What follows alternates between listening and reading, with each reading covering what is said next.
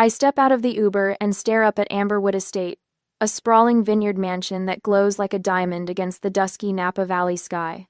My olive green gown, the one I saved 3 months to buy, suddenly feels inadequate against the backdrop of such opulence. Crystal chandeliers sparkle through massive windows. Champagne fountains catch the last golden rays of sunset. A string quartet plays something classical that floats across manicured grounds. My sister spent $240,000 on her perfect wedding, and $0 to hide how much she despised me. I check my lipstick in my compact mirror, buying a moment before I have to walk in. The reflection shows what I've practiced. Composed, professional, unbothered. It's the face I've perfected through years of Sloane's little digs and big betrayals. Aria, you finally made it. Sloane glides toward me in a cloud of white silk and expensive perfume, her smile bright but not quite reaching her eyes. At 29, my little sister has mastered the art of the performance, especially when others are watching. Everyone, she announces to a nearby cluster of guests, her voice pitched to Carrie.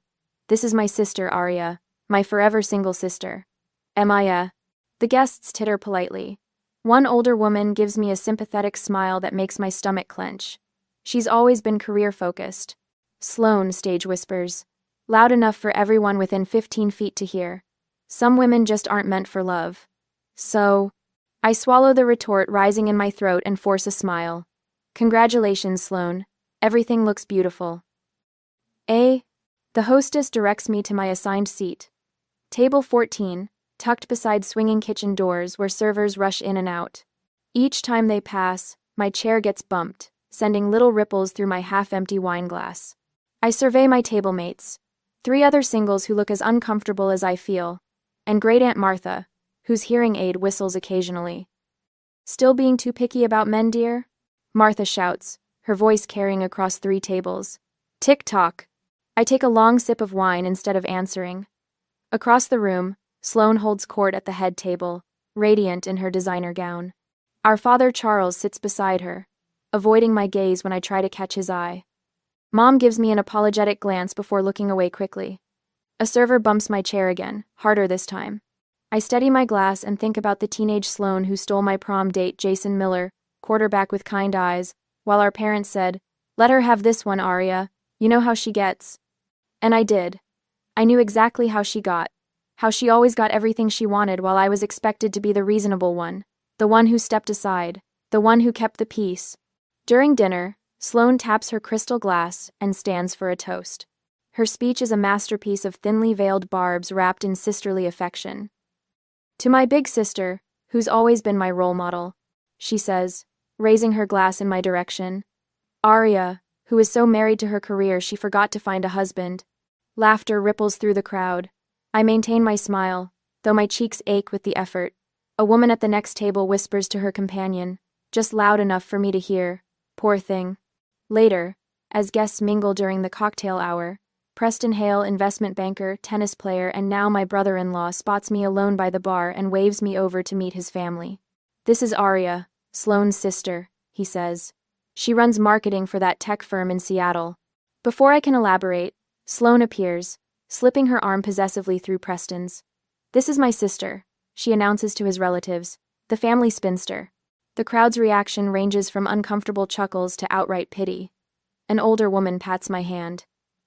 You still have time, dear, she assures me.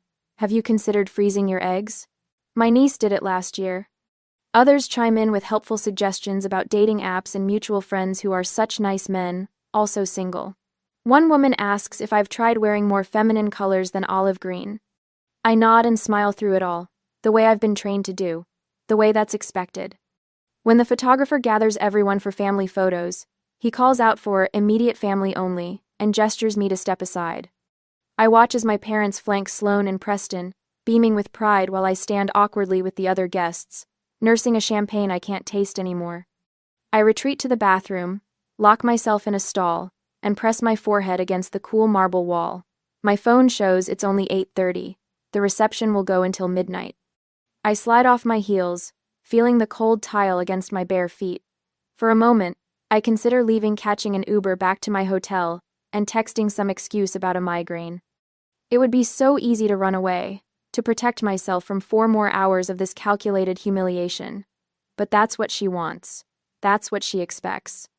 I slip my heels back on and straighten my shoulders. 1 more hour, I promise myself. Then I'm gone.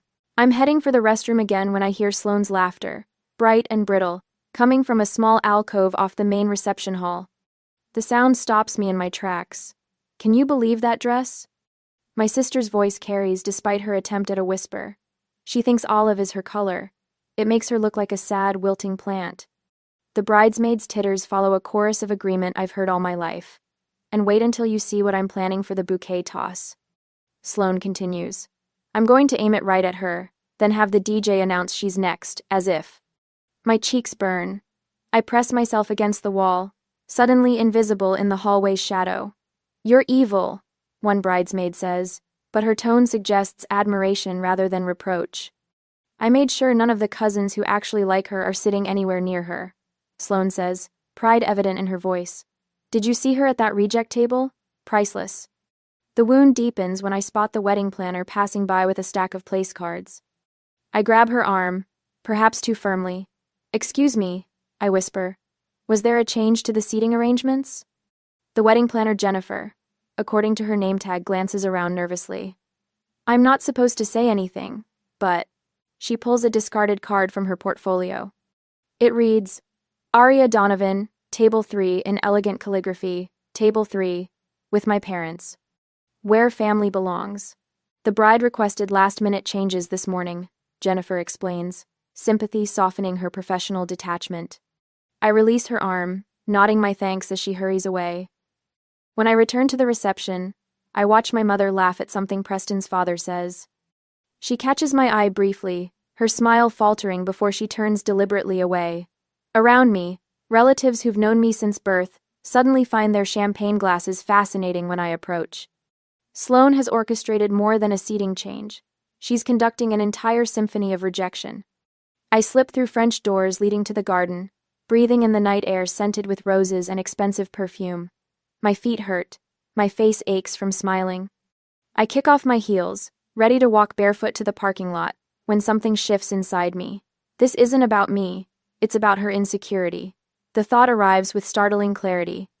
Every cruel comment, every orchestrated humiliation, they're not signs of Sloane's power but of her weakness. For the first time tonight, I don't feel hurt. I feel sorry for her. I slide my feet back into my shoes. I won't give her the satisfaction of driving me away. Not tonight. Act like you're with me. Go. The deep voice startles me. A man steps from the shadows of a nearby trellis, moonlight revealing a face I don't recognize. He's tall, with shoulders that fill out his tailored suit impressively, dark hair slightly ruffled by the evening breeze. Excuse me? I step back, hand clutching my small purse like it might somehow protect me. Bennett Walsh, he says, extending his hand. Preston's cousin from Boston. And you're Aria, the sister being systematically humiliated by the bride. His bluntness knocks me off balance. I don't know what you're talking about. I was having a smoke behind the rose garden when I overheard your sister talking to some of Preston's college friends. Bennett's expression hardens. She was describing in detail how she's been isolating you all evening. It was, he pauses, searching for the right word. Calculated. And you're telling me this because? Because no one should be treated that way, he says simply, especially by family. Something in his directness disarms me, but pride makes me lift my chin. I don't need rescuing. A smile tugs at the corner of his mouth. It's not rescue, it's justice. Big difference. Bennett studies me for a moment. Look, I'm not suggesting we storm the castle or make a scene. Just walk back in with me. Let people see you're not alone or defeated. Small victories. I consider his offer, weighing my options. Walking away would be easier. Safer. But the thought of Sloane's satisfaction when she realizes I've fled makes something stubborn flare in my chest. One condition, I say. Don't tell me how sorry you feel for me. I've had enough pity for one night. Wouldn't dream of it. The respect in his eyes feels unfamiliar but welcome. Ready? Bennett offers his arm, and after a moment's hesitation, I take it.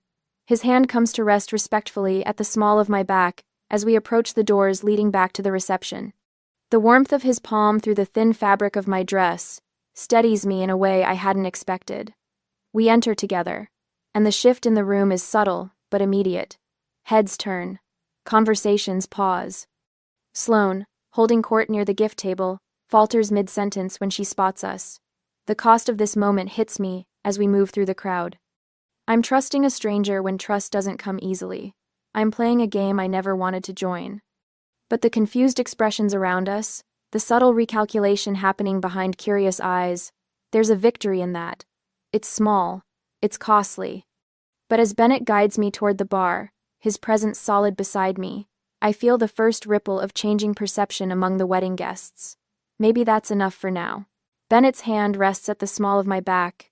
As we return to table 14, I feel the gentle pressure, solid and reassuring, as we navigate through clusters of Preston's college friends. Their eyes follow us, curious about this unexpected development. Aria. Sloane's voice cuts through the chatter. She stands before us, champagne flute delicately pinched between manicured fingers, her wedding dress rustling as she shifts her weight. You two know each other? How interesting. Her tone suggests it's anything but interesting. It's accusatory. Bennett's hand remains steady against my back. We go way back, he says, his voice smooth as river stones. Aria just prefers privacy. I watch my sister's face transform, calculations running behind her eyes like an old computer processing new information. The story doesn't fit her narrative, and I can almost hear the gears grinding as she tries to recalibrate. Really? Sloane tilts her head, pearl earrings catching the chandelier light. Funny how you've never mentioned Bennett before. She turns to him with a brittle smile. And you've never mentioned my sister. Some connections don't need announcing, Bennett replies, pulling out my chair. As I settle at the table, Sloane leans closer, her perfume too strong, too sweet. When exactly did you two meet? Before I can answer, the DJ's voice booms through speakers.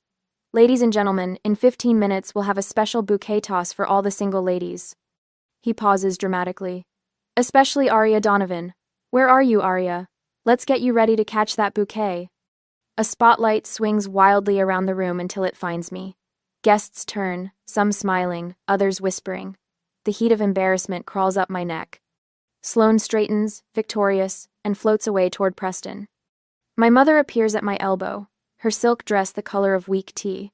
Don't make a scene, dear, she whispers. It's her special day.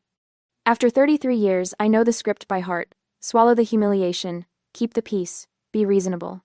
I won't, Mom, I say, not looking up.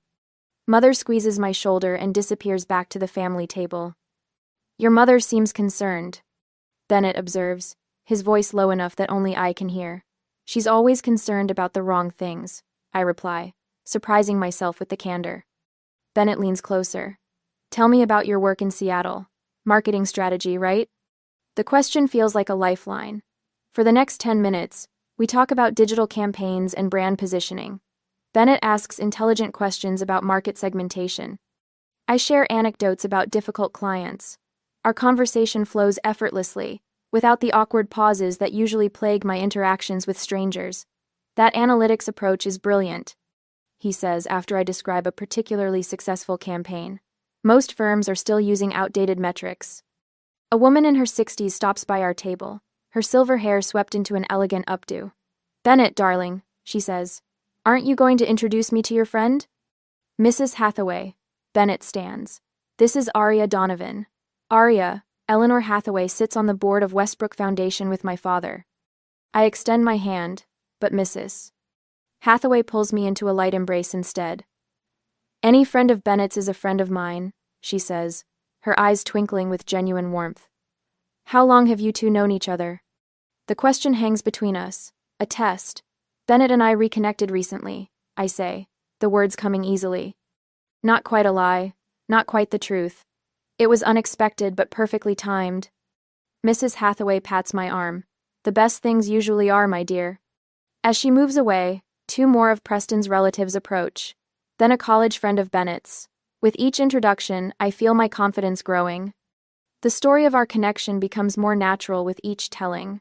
Guests who had earlier avoided eye contact now seek me out. Bennett's hand occasionally brushes mine, nothing inappropriate, just enough to signal unity. I realize with startling clarity, I can rewrite this narrative without Sloane's permission. The DJ's voice interrupts again. Time for the bouquet toss, ladies. All single women to the dance floor. The spotlight finds me again, more deliberately this time. Conversations pause as everyone watches, waiting to see if I'll participate in this ritual of public scrutiny. I rise slowly, smoothing my olive dress. Bennett's eyes meet mine, a silent question. "I'll be fine," I say, though we both know it's not true. The dance floor clears except for a semicircle of single women, most in their 20s, giggling and shoving each other playfully. I stand slightly apart, aware of the contrast. Sloane takes her position, back turned to us, bouquet raised. "Ready, ladies?" The DJ calls. 1, 2. Sloane spins around suddenly, her eyes locking on mine. The smile on her face turns predatory as she draws her arm back and throws. The bouquet arcs through the air, not toward the group of eager women, but directly at my face. Before I can react, Bennett steps forward. With the casual grace of a former athlete, he catches the bouquet inches from my nose. Gasps ripple through the crowd. Sloane's mouth opens in shock. Bennett turns to me, offering the flowers with a small bow. "They're your favorite, aren't they?" He says loudly enough for nearby guests to hear. "Peonies and garden roses." I accept the bouquet, fighting the urge to laugh at Sloane's expression, a perfect mixture of fury and disbelief. The crowd breaks into spontaneous applause. Someone whistles. The spotlight swings away, searching for the next moment of entertainment. 2 cousins from my mother's side approach our table, both smiling genuinely. "Aria, we've been looking for you all night," says the older one, Vanessa. "Your table is so far from everyone."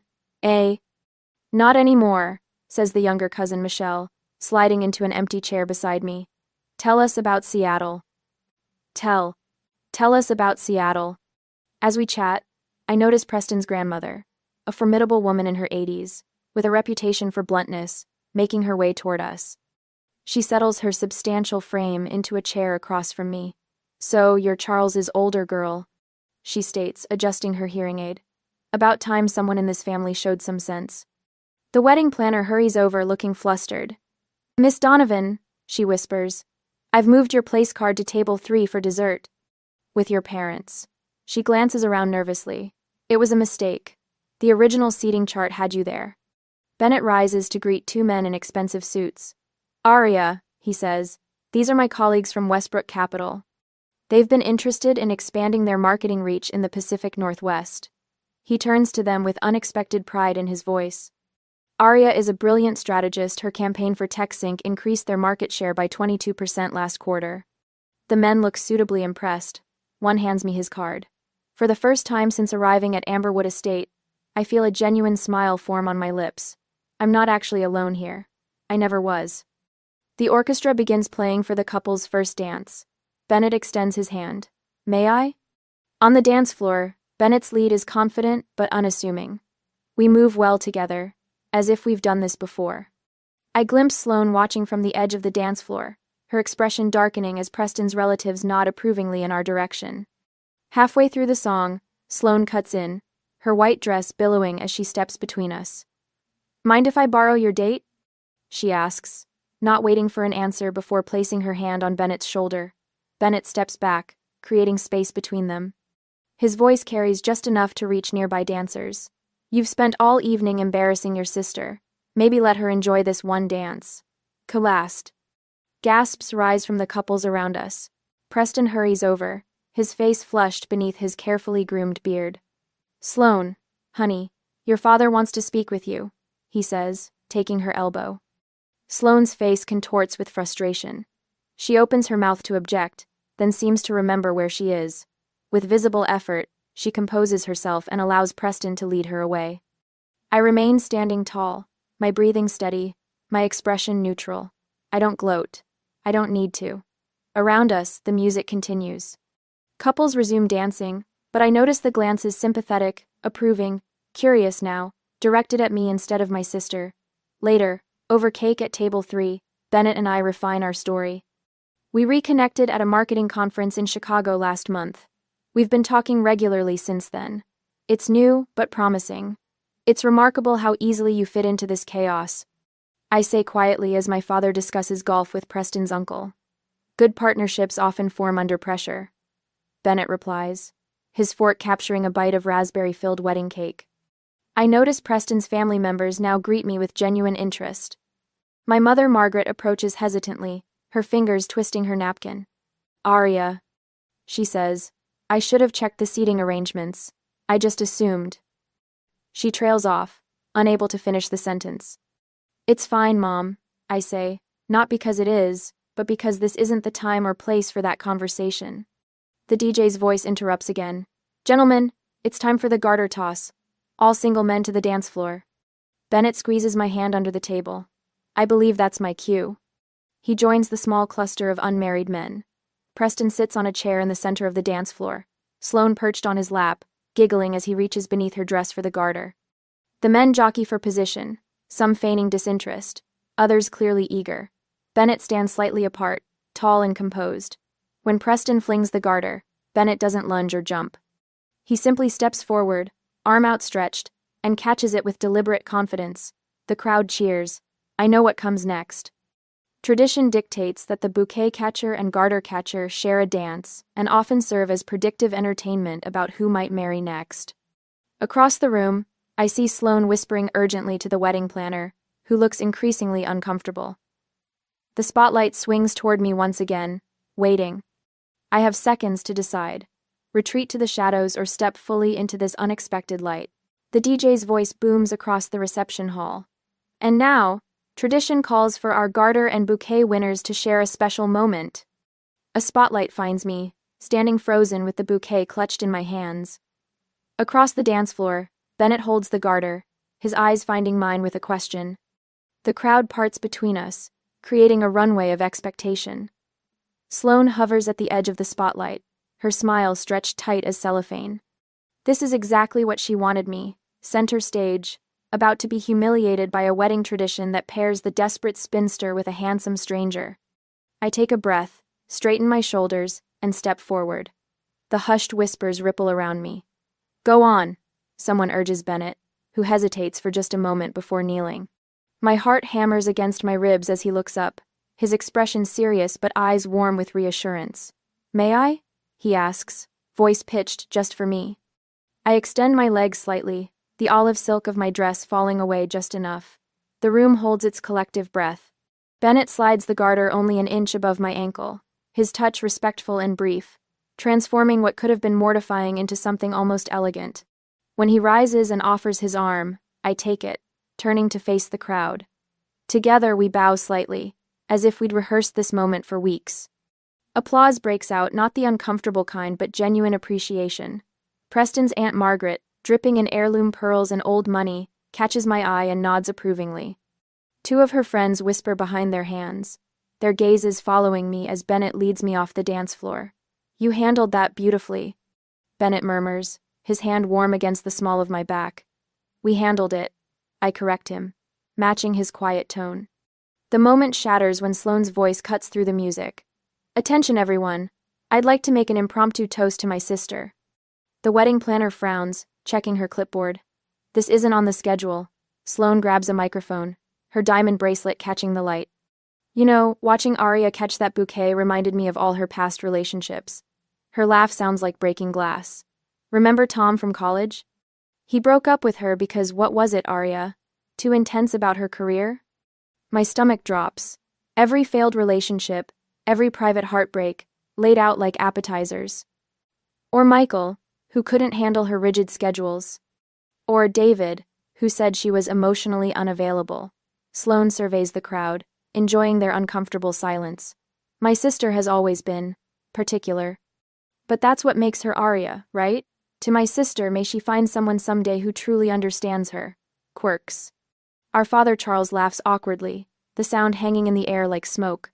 Mom squeezes my hand under the table, a silent apology that comes 33 years too late. I feel Bennett tense beside me, ready to intervene. I touch his arm lightly, stopping him. This is my battle. I stand, taking the glass of champagne a server has just poured. The room grows quiet. Thank you, Sloane, for those thoughtful words. My voice comes out steady, surprising even me. It's true. I have had my share of relationships that didn't work out. That's how we learn what we deserve. I pause, letting the words settle. To Sloane and Preston, may your marriage reflect the kindness and consideration you show others. I raise my glass, and the room follows, though several guests exchange glances. Those who understood the double edge of my toast hide smiles behind their glasses. Those who didn't simply nod along, but the message lands where it matters. Sloane's smile falters for a fraction of a second before she recovers, clutching Preston's arm a little too tightly. Later, as Bennett guides me around the dance floor, his hand rests lightly on my waist. "That was remarkable," he says. "You didn't let her make you cruel. That takes strength." I consider this. It would have been easier to match her, punch for punch. But not better. No, I agree, suddenly understanding something I've been missing all these years. My whole life, I thought the choice was between being a doormat or becoming like her. I never saw the third option. Which is standing my ground without becoming the thing I hate. The revelation settles into my bones, straightening my spine. My power isn't in making her small. It's in refusing to play her game. The song ends, but before we can continue, Sloane materializes beside us, her wedding gown rustling like angry whispers. "The photographer wants some sisters-only photos," she announces, already reaching for my arm.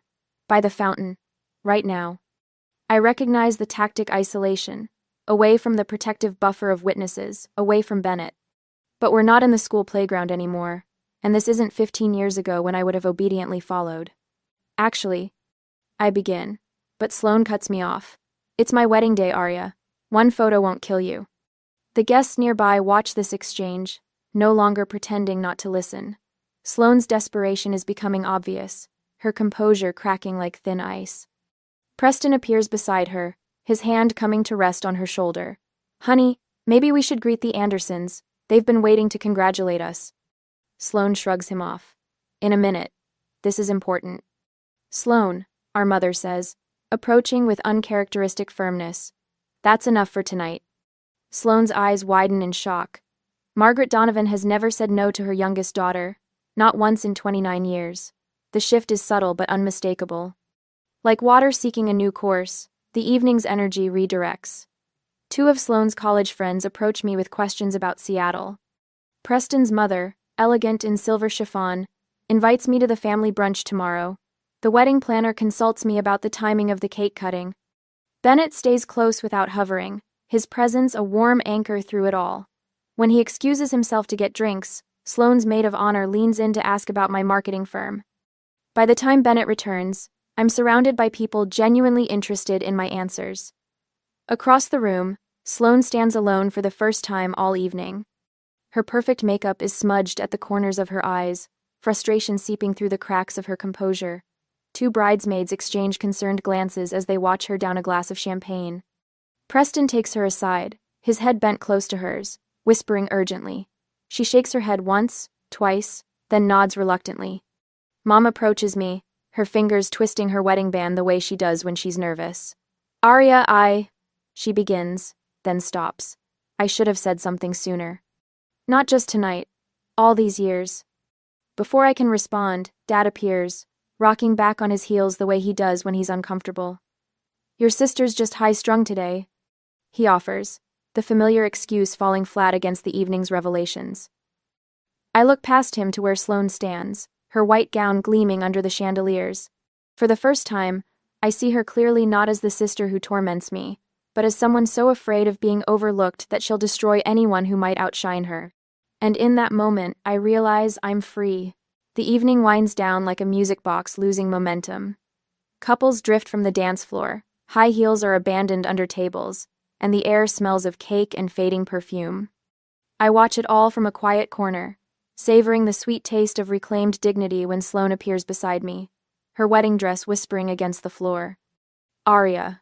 Her voice softens to a tone I haven't heard since we were girls sharing bedroom secrets. "Let's put this behind us. Family comes first, right?" I study her face, the calculated vulnerability, the practiced tilt of her head. The same performance that's worked on me 1,000 times before. "We should talk, just us sisters." She touches my arm. "Girl talk with my sister." Preston understands. Her words hang between us like sponge sugar sweet, fragile, and ultimately empty. Before I can respond, Dad appears at her elbow. "Aria, honey." He clears his throat. "Maybe smooth things over for the family photos? The photographer wants a few more of you girls together." Mom hovers behind him, her eyes pleading. Just forgive her, she whispers. You know how she gets. The familiar weight of expectation settles on my shoulders. Relatives watch from nearby tables, their attention a physical pressure. Will Aria cause a scene? Will she ruin Sloane's perfect night? 20 years of conditioning pushes me toward the path of least resistance. The wedding planner's voice cuts through the tension. Ladies and gentlemen, we'll be having the last dance of the evening in 5 minutes. Sloane's fingers tighten around my wrist. Come on, we need sister pictures before Bennett whisks you away. Bennett. The thought of him steadies me, but he's nowhere to be seen.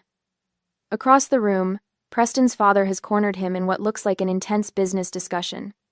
His eyes meet mine, briefly apologetic before returning to the conversation. Perfect timing, Sloane says, following my gaze. Let's go while he's busy. She pulls me toward the waiting photographer, who positions us against the backdrop of twinkling lights. Sloane drapes her arm around my waist, her smile dazzling. The camera clicks. Another, she commands, closer this time. I feel myself slipping back into the old pattern, accommodating, appeasing, disappearing. The decision crystallizes in my mind like ice forming on a pond. I'm happy to take one photo, I say, my voice quiet but firm. Then I need to find my date. Sloane's smile falters. But we've barely had any sister pictures. Last dance of the evening, everyone. The DJ's announcement booms across the reception. I turn away from Sloane mid-sentence, heart hammering against my ribs. The crowd shifts, couples moving toward the dance floor. For a moment, I stand alone, uncertain. Then Bennett is there, hand extended, appearing exactly when needed, like the final piece of a puzzle clicking into place. May I? He asks. Relief washes through me. Yes. We move toward the dance floor as the first notes of "At Last" fill the air. Sloane tries to follow, but the crowd closes around us like water. From the corner of my eye, I see Preston's grandmother, a formidable woman in her 80s, intercept my sister with a firm hand and what appears to be an urgent conversation. Bennett's hand settles at the small of my back, warm and steady. I saw her coming for you, he says softly. Figured you might want an exit strategy. How did you know? His eyes crinkle at the corners. I recognize the patterns immediately. My mother was the same way with my aunt, competitive, manipulative, always needing to be the center of attention. The revelation stuns me. So this wasn't just random chance? He shakes his head. I saw how she treated you from the moment you arrived. The seating, the bouquet toss, classic moves of someone who builds themselves up by tearing others down. We turn slowly, other couples becoming a blur around us. I thought you were rescuing me, I admit. No. His voice drops lower. This was alliance, not rescue. You were responding to her tactics with such grace. All you needed was someone to witness it, to acknowledge it. The rest you did yourself. My throat tightens. All evening I'd thought Bennett was protecting me, but he'd been partnering with me instead, a crucial difference I hadn't recognized until now. Look around, he says. I do. The wedding videographer captures us from across the room, her camera lingering. An older couple watches us, the woman leaning to whisper something that makes her partner nod. Preston's relatives, the ones who sought me out after Bennett and I danced, raise glasses in our direction. No one needed manufactured evidence of what happened tonight. Bennett continues. They saw it all, the contrast between you and Sloane, how transparent her tactics were. Truth speaks through actions. However, the song draws to a close. Bennett escorts me toward the coat check area where guests are gathering to depart. I reach for my wrap, and Sloane materializes from the crowd, her face tight with barely controlled fury. You turned my wedding into your dating opportunity. She hisses, low enough that only I can hear. The accusation hangs in the air between us. For a moment, I consider apologizing, my default response to her anger since childhood. Instead, I meet her gaze steadily. No, Sloane, you turned your wedding into a showcase of who you really are. I don't raise my voice. I don't match her intensity. I simply speak the truth that has been waiting all these years to be said. Her face flushes. She opens her mouth to respond when Bennett appears at my side, my coat draped over his arm. Ready to go, Aria? He asks. Sloane looks between us, something unreadable flickering across her face before she turns and walks away. Outside, string lights illuminate the path to the parking area. Our breath forms small clouds in the night air. Bennett walks me to my car, our steps crunching on gravel, wedding sparklers being lit in the distance, casting golden light across our faces. Was this just about surviving tonight? He asks, stopping beside my rental car. I pause, considering the implication of his question. Behind us, the sparklers trace light patterns against the dark sky. Laughter and music spill from the venue. The night feels full of possibility rather than defeat. My answer hangs in the balance between a temporary alliance and something more meaningful, something with roots that might grow beyond this single evening of shared strategy and unexpected connection. I look up at him, no longer feeling the need to run. 3 months later, I stood by the window of my Seattle apartment, phone pressed to my ear, watching the skyline transition from amber to indigo. The Space Needle glows against the darkening sky, a beacon I've come to see differently these past 3 months. I made reservations at that waterfront place you like for tomorrow. Mom says, her voice tentative in a way that still surprises me. Unless you'd prefer somewhere else? That's perfect, I answer, letting the silence breathe between us. Mom clears her throat. I've been talking about things in therapy, about Sloane, about you. A pause. I should have protected you more, Aria, all those years. The old me would have rushed to ease her guilt, to make this moment less uncomfortable. Instead, I watch a ferry crawl across Elliott Bay, its lights a string of pearls against the water. We're finding better ways now, I say finally, meaning it. My phone vibrates with an incoming text. Sloane's name appears with her familiar passive-aggressive check-in. Just wondering if you're still upset about the wedding? You barely respond to my texts these days. 3 months ago, this message would have triggered an immediate response, a careful negotiation to avoid further conflict while sacrificing another piece of my dignity. I set the phone on the windowsill without replying. I'll answer later, on my terms, when I'm ready. The realization settles over me like the twilight over the city. I no longer need her approval to feel complete. Mom, I should go. Bennett's flight gets in at 8. I say, smiling at the thought of seeing him. What began as weekly calls evolved naturally into weekend visits between Seattle and Boston. Not a rescue, as he'd insisted that first night, but a partnership built on mutual respect. He's good for you. Mom says, her voice warming. I see how you stand taller when he's around. It's not just him, I correct her gently. I stand taller because I finally decided I deserve to. After we hang up, I move through the apartment, straightening cushions that don't need straightening. This morning, Jessica from my team had lingered after our meeting, twisting her wedding band nervously. My sister keeps undermining me to our parents. She'd confided, eyes downcast. I don't know how to make her stop without blowing up the family. I recognized the exhaustion in her voice, the weight of always being the reasonable one. Boundaries aren't walls, I told her, speaking from a place of hard-won understanding. They're defining what's acceptable, what you'll participate in, and what you won't.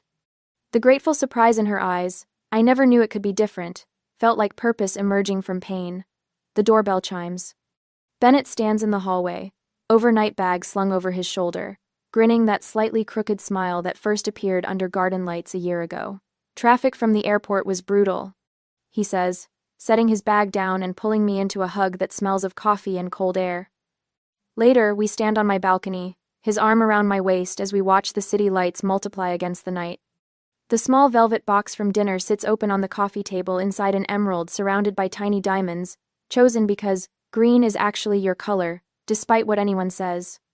Did you see Sloane's card arrived? He asks, nodding toward the envelope propped against a vase of lilies. Her congratulations, the first genuine communication since the wedding, had surprised us both. The note was brief but lacked her usual barbs, almost as if written by someone trying to remember how normal sisters speak to each other. 70 guests, like we planned? Bennett asks, changing the subject to our vineyard wedding next spring. I turn in his arms, facing the question I know is coming. Should we invite Sloane? The night air carries the scent of rain and possibility. I think of the woman who tried her hardest to humiliate me, and the woman I've become because of, or perhaps in spite of, that night. Yes, I answer. Not because I've forgotten, but because I've grown. Bennett kisses my forehead, understanding in the gesture. My sister once tried to make me feel small, I say, looking out at the glittering city. She only succeeded in showing me how big my life could be without her approval. Inside, I slip off my heels and pad barefoot across the cool hardwood, no longer running from anything, especially not myself.